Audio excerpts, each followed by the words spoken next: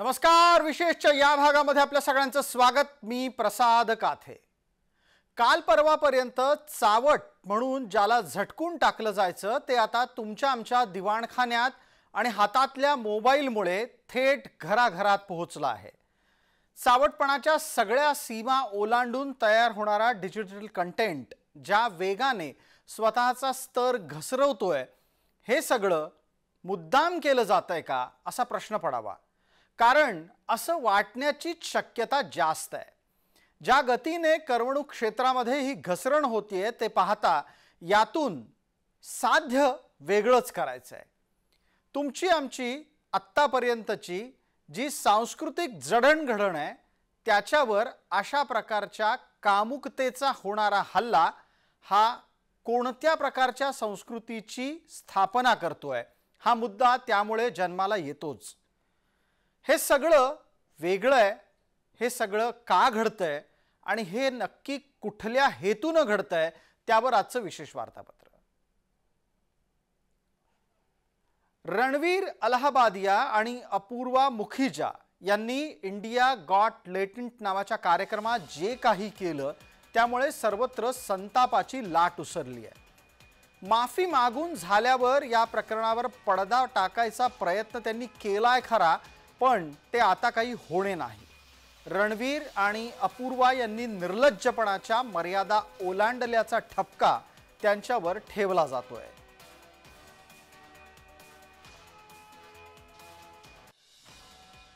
असे त्यांचे खूप रूल्स आहेत ज्यांना मोदीजी स्वतः फॉलो करतात, पण मला त्याच्यात जायचं नाहीये. एकच आहे की आता काय कारवाई करणार. तसेच ते कोण तो एक नट आहे सोलापूरकर, त्याच्यावर काय कारवाई करणार सरकार. म्हणजे तुम्ही छत्रपती शिवरायांवर बोलू शकता, तुम्ही महामानव डॉक्टर बाबासाहेब आंबेडकरांवर बोलू शकता, तुम्ही कुठचाही जोक मारू शकता आणि सरकार काही करणार नाही. हे आता कळायला लागलं. फौजदारी स्वरूपाचे गुन्हे दाखल झाले पाहिजे. एक बाप म्हणून सांगतो, मला जर विचाराल तो इलाहाबादी माझ्या पुढे आला ना तर पहिल्यांदा माझ्या हाची थापड त्याच्या गालावर बसेल. इतका संताप जर एक वडील म्हणून, एका मुलींचा वडील म्हणून आम्हाला वाटतं, इतका घाणेरडेपणा ज्या शब्दामध्ये ते वापरले गेले, जे शब्द वापरले गेले त्या इलाहाबादीला फिटल तिथे लोकांनी बदललं पाहिजे, नाहीतर संस्कृतीचा आपल्या रास झाल्याशिवाय राहणार नाही. समाज माध्यमातूनही रणवीर आणि अपूर्वाच्या किळसवाण्या वागण्यावर टीकेची झोड उठली आहे. कोण कोण काय म्हणतायत तेही पहा. बोलणारी सगळी मंडळी ही समाज माध्यमात प्रभाव ठेवणारी आहेत. आजकालच्या युगात ज्यांना सोशल मीडिया इन्फ्लुएन्सर्स म्हणलं जातं, हे सगळेच रणवीर आणि अपूर्वाच्या बद्दल संताप व्यक्त करतायत.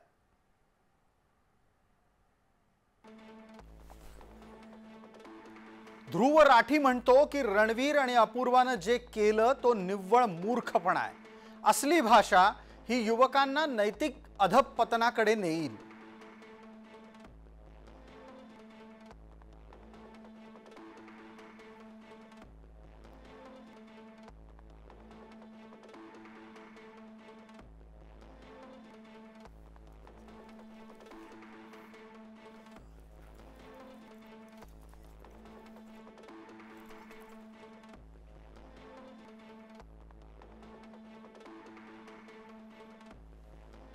तर मनोज मुंतशिर काय म्हणतो ते पहा.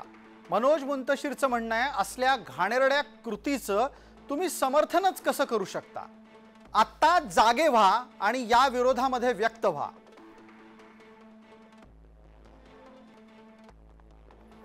तर कौशल इनामदारचं वक्तव्य काय आहे तेही पहा.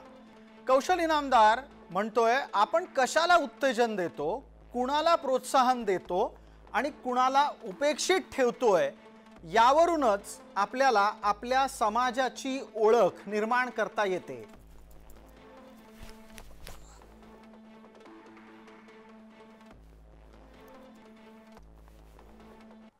The Joint Commissioner of Police Mumbai has acknowledged my complaint and he has sent me a mail and also forwarded my complaint to the Deputy Commissioner of Police Mumbai. Ranveer Allahabadiya Birubai has crossed the line and he should definitely face music for it. This is absolutely unacceptable.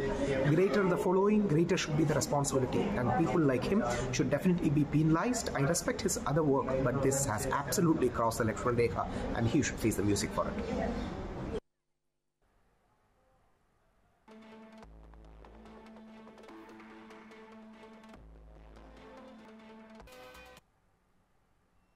YouTuber Ranveer Allahbadia आणि त्याचबरोबर social मीडियाच्या निमित्तानं विविध प्रकारच्या टीका सहन करणारी ही मंडळी, या मंडळींच्या विरोधामध्ये आता गुन्हे दाखल व्हायला सुरुवात झाली आहे.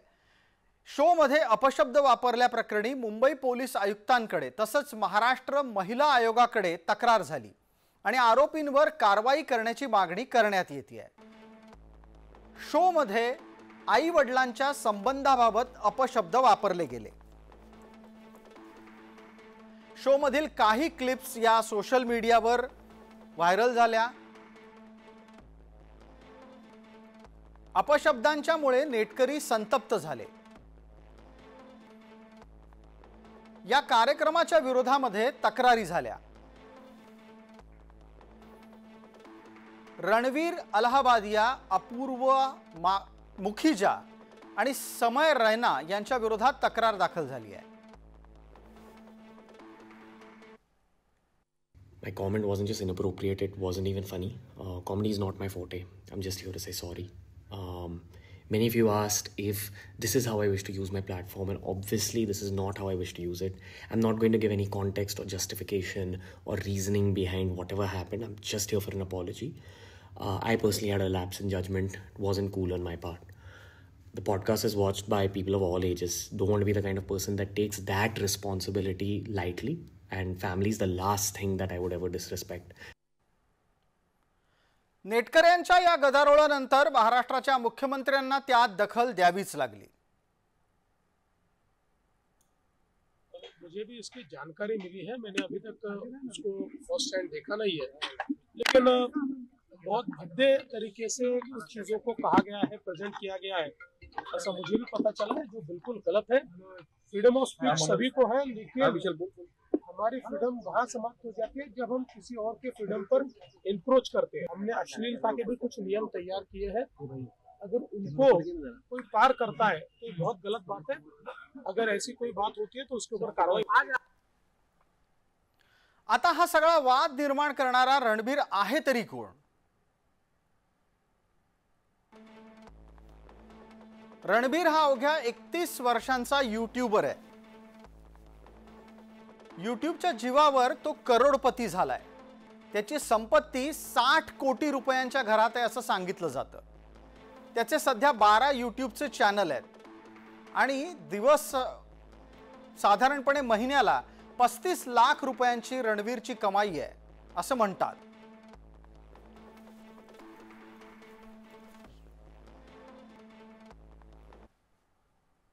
आप में से कई लोगों ने कुछ वीडियो क्लिप्स देखी होंगी जिसमें डार्क ह्यूमर या बोल्ड ह्यूमर के नाम पे माता पिता के साथ सेक्स करने की बातों को या 2 करोड़ रुपए लेकर अपने साथ एक सेक्सुअल एक्ट करने को प्रचारित किया जा रहा है. ये ना तो डार्क है ना बोल्ड है.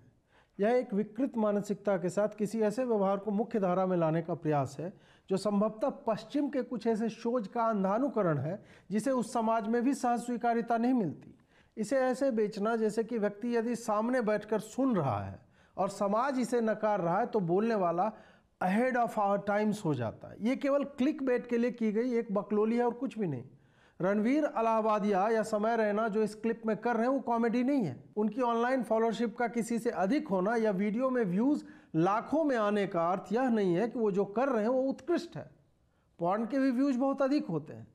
रणवीर का पॉडकास्ट आप 10 मिनट के लिए देखो तो आपको समझ में आ जाएगा कि इसके पास स्वयं का आपको देने के लिए कुछ भी नहीं है सिवाय 35 डिग्री पर गर्दन उठा करके हिलाने को. येती, स्पिरिचुअल, साधना, तांत्रा, हनुमान जी से मिला दूंगा, ये सब करना विषय का ज्ञान होना नहीं हो जाता.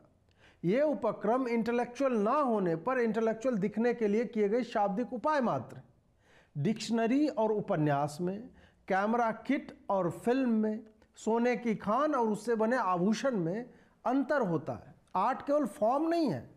कॉमेडी केवल क्लब में जाकर माइक पर कुछ भी बोलने को नहीं कहते। कंटेंट कुछ भी या हर कुछ नहीं होता। वायरल होना, इंगेजमेंट पा जाना स्वीकार्यता के मानदंड नहीं होते। गाली बहुत लोग देते हैं, अधिकांश देते हैं, पर वह भाव किसी क्रिया के विपरीत प्रतिक्रिया होती है। सड़क पर अकारण गाली देने वालों को पागल ही कहा जाता है। कॉमेडी के लिए 1 घंटे में कुछ वाक्यों में अपशब्द का प्रयोग स्वीकार्य है, परंतु गाली यदि आपके वाक्यों की सहायक क्रिया बन जाए तो आप कॉमेडी तो बिल्कुल नहीं कर रहे हैं। आपल्यासोबत मनोचिकित्सक डॉक्टर राजेंद्र बर्वे आहेत। बर्वे साहेब, गेल्या काही काळापासून सातत्यानं शिव्या देण्याचं प्रचंड कौतुक केलं जात आहे। शिव्या देणारा मॅचो असतो, तो पौरुष दाखवतो आणि अशा प्रकारच्या वर्तनाचं अभिव्यक्ती स्वातंत्र्य प्रत्येकाला असलं पाहिजे हे मानणारी मंडळी त्याचा समाजावर होणारा परिणामच स्वीकारायला तयार नसतात। आणि मग कुठे ना कुठेतरी हा रणवीर अहलाबादिया जन्माला येतो, अपूर्वा मुखीजा जन्माला येते आणि डोकं ताळ्यावर नसेल तर इतक्या घाण आणि किळसवाण्या वक्तव्यांना दुर्दैवानं सातत्यानं प्रसारित केलं जातं।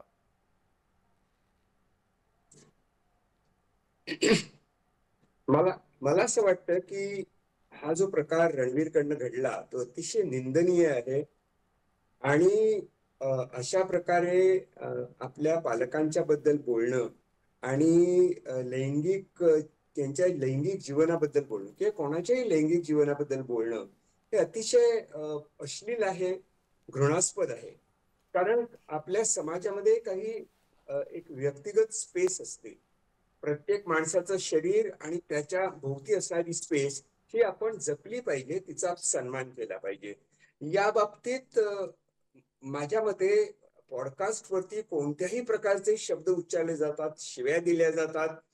केवळ आता रणवीरच्याच बाबतीत असं घडतं असं नाही, इतर अनेक प्रसारित होणारे जे पॉडकास्ट आहेत त्याच्यावर मध्ये पण अशा प्रकारचं बोललं जातं, शिव्या दिल्या जातात। आता शिव्या देण्यामध्ये काहीतरी मर्दानगी आहे, काहीतरी पौरुषत्व आहे असं म्हणणं, असं वाटणं हेच मुळात चुकीचं आहे। दुसरी गोष्ट अशी की मला असं वाटतं की फक्त पुरुष पॉडकास्टरच्या तोंडीच अशी वाक्य असतात असं नाही, तर आजकाल जर तुम्ही शाळेतली कॉलेजातली मुलं रस्त्यावरनं खिदळत चाललेली असतात किंवा बोलत चाललेली असतात, त्यांच्या बोलण्यामध्येही सतत शिव्या असतात। मुलांना त्यांच्या लैंगिक अवयवांना हाक मारणे, मुलींना त्यांच्या लैंगिक अवयवांना हाक मारणे या अतिशय घृणास्पद घाणेरड्या गोष्टी आहेत। मला असं वाटतं की आपल्या समाजामध्ये लैंगिकतेला आपण जे एक दडवून ठेवलेलं आहे, त्याला एक दाबून टाकलेलं आहे, त्याच्याशी बोलणं बंद केलेलं आहे। त्याच्यामुळे कदाचित या गोष्टी उसळून येत असतील। वयात आल्यानंतर मुला मुलींच्या तोंडामध्ये असे नेहमी शब्द असतात। मला याच्यामध्ये कोणत्याही प्रकारची शुचिता, याच्यापर्यंत कोणत्याही प्रकारचा सेन्स आपल्याला दिसत नाही। मला वाटतं की एखाद्या व्यक्तीचं जर चारित्र्य हनन करायचं असेल किंवा त्याला काही बोल लावायचे असतील तर त्याच्या लैंगिक जीवनाबद्दल बोलण्यात काही अर्थ नसतो, त्याच्या कृतीबद्दल आपण काही बोलू शकतो। परंतु अशा प्रकारे कारण नसताना कुठेही लैंगिकता आणणं म्हणजे केवळ लैंगिकता नाही तर लैंगिक अवयवावरनं आणि लैंगिक संबंधावरनं काहीतरी टीका टिप्पणी करणं, तो हास्याचा विनोद करणं, हास्याचा तो विषय करणं हीच भयंकर गोष्ट आहे। जी बर्वेजी, याच्यात एक मुद्दा आणखीन उपस्थित करतो। कसं आहे, अभिव्यक्ती स्वातंत्र्य हा एक भाग झाला, समाज माध्यमांमध्ये त्याची अभिव्यक्ती नक्की कशी असली पाहिजे हा भाग महत्त्वाचा आहेच। गेल्या काही कालावधीपासून आपण असं पाहतोय की हळूहळू का होईना पण शिव्या देण्याचं, सार्वजनिक शिव्या देण्याचं प्रमाण वाढवत नेलं जात आहे। आणि खास करून एक असा वर्ग आहे या माध्यमांमधला की जो याचं समर्थन करत आलेला आहे। मला आठवतं काही वर्षापूर्वी बँड्राच्या एका स्टॅनिस्लॉस हायस्कूल के कुठच्या तरी एका शाळेच्या मैदानामध्ये अशाच प्रकारे अत्यंत अश्लील चाळे दाखवणारा फिल्म स्टार्सचा एक प्रोग्राम झालेला होता। त्याच्यावरती पण कडक टीका झाली होती आणि त्याच्यावरती कोणत्याही प्रकारचा जी प्रगटपणे एखादी गोष्ट केली जाते, समाज माध्यमावरती बोलली जाते, त्याच्यावरती सेन्सॉर नाहीये। खरं म्हणजे ज्या मोकळेपणाने केल्या जातात गोष्टी, नाटकासारख्या नाटुकली असेल किंवा एखादं स्किट असेल तर त्याच्यावरती सेन्सॉरशिप असते ती आपल्याला कुठे दिसत नाही अनेकदा. पण सोशल मीडियावरती सेन्सॉरशिप येऊ शकत नाही हे सत्य आहे. ही सेन्सॉरशिप आपण स्वतःच घेतली पाहिजे. जी माणसं बोलत असतात त्यांनी या गोष्टीचं भान ठेवणं अत्यंत महत्वाचं आहे. तुम्हाला राग आलेला असेल, तुम्हाला विनोद करायचा असेल, परंतु विनोद लैंगिक जीवनाबद्दल करणं पूर्णपणे चुकीचं आहे. मग मला तर असं वाटतं की केवळ समाज माध्यमावरती दिसतं असं नाही, अनेकदा आपल्या चॅनलवरती काही राजकीय मंडळी पण अशाच प्रकारचे शब्द उच्चारत असतात. जी बर्वे साहेब, या चर्चेला पुढे नेऊच, पण तत्पूर्वी एक आणखी तपशीलही घ्यायला हवा की अशा प्रकारच्या वागण्याची हिंमत येते कुठून. त्याचं उत्तर या आता दृश्यांमध्ये आपण पाहणार आहोत. ही दृश्य पहा आणि तुम्हाला कळेल की नक्की घोळ होतो कसा. पंतप्रधान नरेंद्र मोदी यांच्या हस्ते रणवीरला नॅशनल क्रिएटर अवॉर्ड देण्यात आलं होतं. आता जर पंतप्रधान तुम्हाला गौरवणार असतील तर 100% तुमच्या अंगामध्ये एक 10 हत्तींचं बळ येणारच, आणि या 10 हत्तींचं बळ आल्यानंच तुम्ही भविष्यात घोडचुका करणार. 2024च्या निवडणुकीच्या आधी पंतप्रधान नरेंद्र मोदी यांनी सोशल मीडिया इन्फ्लुएन्सर्सना दिल्लीत बोलावून सन्मानित केलं. त्यात रणवीर पण होताच. पंतप्रधान मोदींच्या हस्ते गौरवलेला रणवीर आता एका किळसवाण्या वादामध्ये अडकलाय. त्याच्या विरोधात कठोर कारवाईची मागणी होती आहे.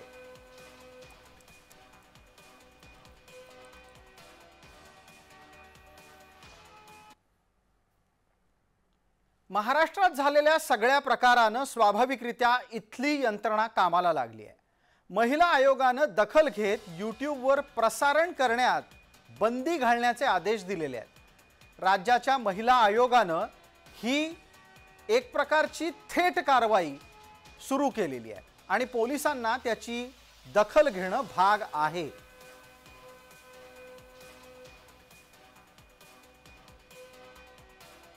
मला तर मग राजेंद्र बर्वेंना विचारायचं आहे की राजेंद्र बर्वे, आपण एकाला झाकू दुसरा बाहेर येतो, दुसऱ्याला बंद करू तिसरा बाहेर येतो. हे थांबतच नाही. आणि हे थांबत नाही याला एक खरं कारण असं आहे की अनेक जण चोरी चोरी चुपके चुपके या सगळ्याला प्रोत्साहन देत असतात. मग तुम्ही विविध प्रकारचा OTT कंटेंट बघा की स्टँडअप कॉमेडीच्या नावाखाली होणारी अत्यंत अश्लील शेरेबाजी बघा. या सगळ्या मागे मिळणारं प्रोत्साहन खरं तर कारणीभूत आहे आणि यातूनच समाजाची मानसिकता अधोरेखित होत असते. मला वाटतं की सोशल मीडियामध्ये किंवा स्टँडअप कॉमेडीमध्ये असे प्रकार नेहमी घडत असतात आणि त्याने खूप मोठा हशा मिळत असतो. म्हणजे लोकांना खूप गंमत वाटत असते. शिवी दिली, शिवी ऐकली की गंमत वाटते. या गोष्टीचं मला नवल वाटतं. खरं म्हणजे ती इतकी हीन प्रवृत्ती आहे, हीन गोष्ट आहे की त्याच्यावरती तुम्ही हसू शकत नाही. म्हणजे तिचं हसणं, ते हास्यास्पद होणं हेच अतिशय दुःखदायक आहे. पुढचा मुद्दा आपण लक्षात ठेवला पाहिजे तो असा की या गोष्टी फक्त तरुणांच्याच कडनं होतात असं नाही, तर या गोष्टीमध्ये आपल्याला राजकीय पुढारी सुद्धा दिसत असतात. त्यांच्या पत्रकार परिषदेमध्ये अत्यंत घाणेरड्या अश्लील शब्दात शेरेबाजी केली जाते. हे सुद्धा आपण खपवून घेता कामा नये. हे सुद्धा अभिव्यक्ती स्वातंत्र्य असू शकत नाही. याचा अर्थ प्रत्येकाने आपली जबाबदारी ओळखून वागणं महत्वाचं आहे. आणखीन एक महत्वाचा मुद्दा की या निमित्ताने आपल्याला लक्षात येतं की मुलांमध्ये सेन्सिटाईज करणं, समाजाला सेन्सिटाईज करणं की आपण काय बोलतो आहे, कोणत्या गोष्टीवरती आपण विनोद करतो आहे, त्यातली अश्लीलता नेमकी कुठे येते, या गोष्टीचं शिक्षण देणं, प्रशिक्षण देणं, जाणीव निर्माण करणं हे सगळ्या समाज माध्यमातून किंवा समाज संस्थांमधनं होणं गरजेचं आहे. बिलकुल बर्वे साहेब, आपण जोडलेले राहा. विनोद खरं तर प्रत्येक पातळीवर विविध स्तरांवर होत असतो. हा विनोद वेगवेगळ्या प्रकारे मांडता येतो, पण तो कसा असावा याची व्याख्या ही त्या समाजाच्या सापेक्ष असते. अर्थात त्याला मर्यादा असलीच पाहिजे. आणि परिपक्वतेने विनोदाची मांडणी कशी करायची ते ऐका जावेद अख्तर यांच्याकडून. So what is your perspective on की कॉमेडी कॉन्टेक्स्ट में गाली देना चाहिए कि नहीं देना चाहिए? What do you think? आपको एक बात बताओ, उड़ीसा, बिहार और Mexico, anywhere in the world where there is party, people eat lot of chili, because the food is bland. So they, just to get some taste, they eat chili.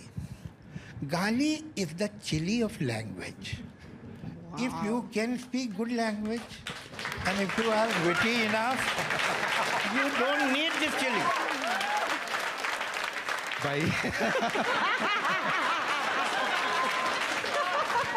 If the conversation is bland, you will put some galis in it, just to give it some energy. इतने poetically insult KIA sir आपने stand up comedians को.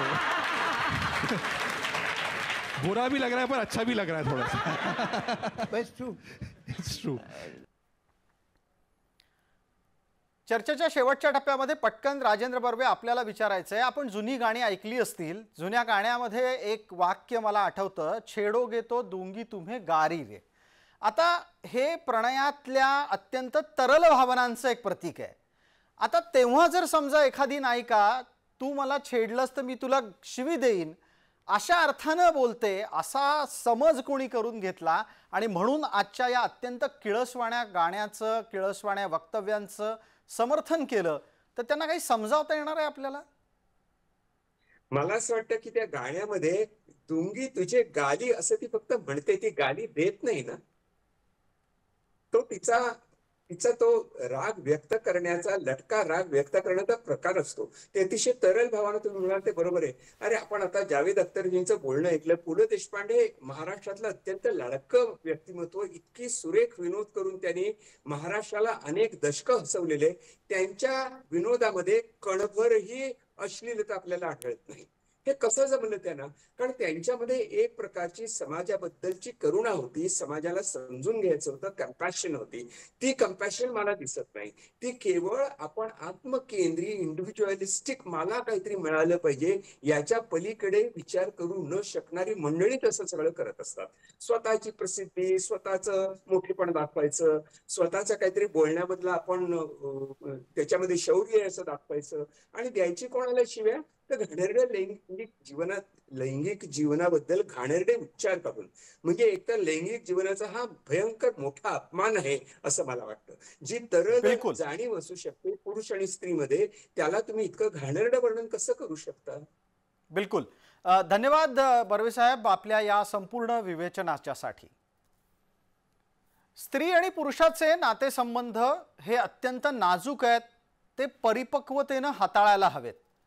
प्रणय हा पवित्र आहे आणि तो पावित्र्य टिकवूनच पुढे न्यायला हवा.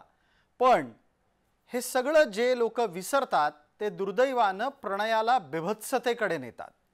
आणि एकदा का बिभत्सता तुमच्या आमच्या आयुष्यात आली की मग विवेक उरत नाही आणि विवेक शून्य समाज रसातळाला गेल्याशिवाय काहीच होत नाही. विशेष या भागामध्ये तुर्तास इतकंच. आपण पाहत रहा फक्त जय महाराष्ट्र.